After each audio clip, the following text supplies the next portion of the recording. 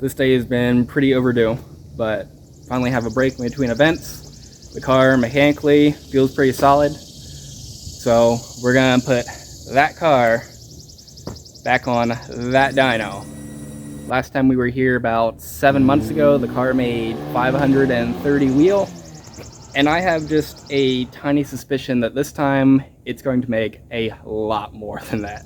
So there are 3 big changes from when we were here last time. The biggest change is that last time we were on a Garrett G25 660, and now we're on an EFR 7670, which is a good step up in turbo size. The second pretty big change is we're no longer on the R40 single port exhaust. We're on the RBB 4-port exhaust, which is going to flow a lot more and produce a lot more power, I think. And then the third change, which isn't quite as big but still pretty significant, is I went from a set of stock camshafts the last time, and now we're on a set of BC Racing Stage 2 turbo cams, I believe. Tune-wise, the car's in a lot better shape than it was last time I was here. I have a lot of bugs worked out. We have a much stronger ignition system, so we shouldn't run into any spark issues. If I really push things, I might get into fuel issues, but I don't think I'm going to push things that far. So I think really the weak link is going to be the guy on the keyboard and how far I want to push it. So we'll see.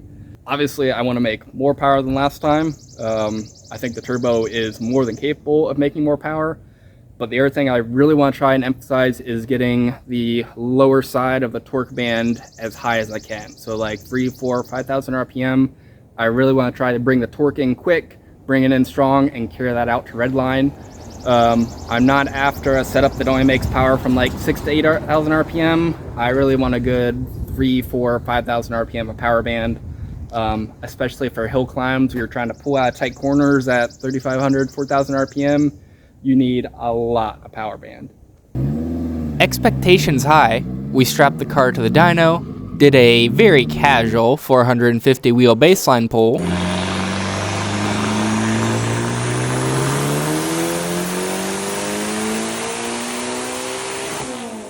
and then went to work dialing things in and making power.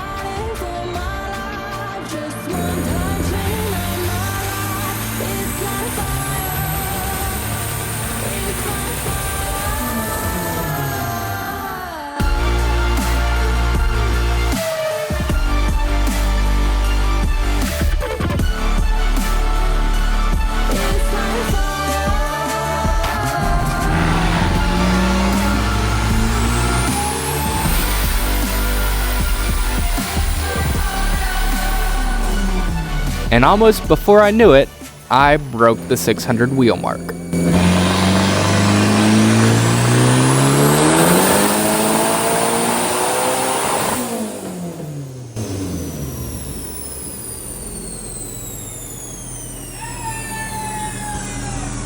Holy shit! We blew that 600! But yeah, we're leaving that alone. All right. We're done. Yeah. One more pull.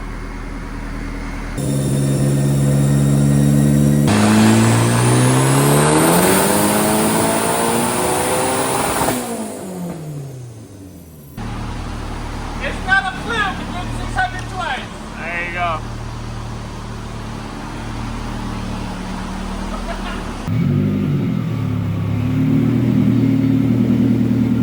Yeah, dude. 600 wheel. There's some scary numbers in this thing, I'm not gonna lie. That's a lot of power. I'm gonna get in some trouble with this thing. Oh boy.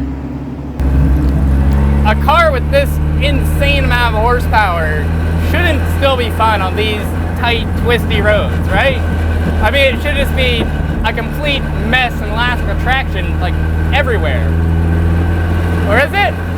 I took a short trip up to Tail of the Dragon just to see if this road is any fun in this car, and to see if this car is just ruined for these kind of roads. Wow, let's put it through its paces, see what it feels like.